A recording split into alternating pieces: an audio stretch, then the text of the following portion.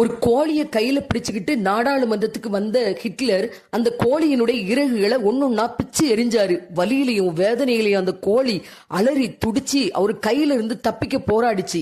அங்க இருந்த அமைச்சர்கள் எல்லாம், ஐயோ பாவம், அந்த உயிரை இப்படி வதைக்காதீங்க, விட்டுருங்க அப்படின்னு சொன்னாலும் ஹிட்லர் கேட்கல. அந்த கோழியினுடைய மொத்த இறகுகளையும் பிச்சு எரிஞ்சிட்டு அந்த கோழியை தூக்கி கீழே போட்டு தன்னுடைய கையில இருந்த தீவனத்தை அந்த கோழியை நோக்கி வீசினாரு. வலியிலையும் பசியிலையும் இருந்த கோழி வெள்ள நடந்து வந்து அந்த கோழி தீவனத்தை சாப்பிட்டுட்டு இன்னும் ஏதாவது கிடைக்காதான்னு ஹிட்லரை பார்க்க, ஹிட்லர் தன்னுடைய கையில இருந்த கோழி தீவனத்தை அந்த கோழியை நோக்கி காட்டவும், நம்முடைய இறகுகளெல்லாம் பிச்சு எரிஞ்சு நம்மளை விதைச்ச மனுஷன் இவன் தான் அப்படிங்கிற எந்த உணர்வும் இல்லாம ஹிட்லரை நோக்கி வந்துச்சு அந்த கோழி.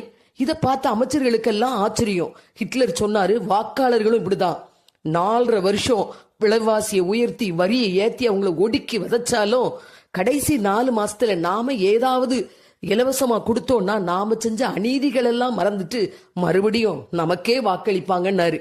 நாம் ஹிட்லர் கையில் இருந்த கோழியா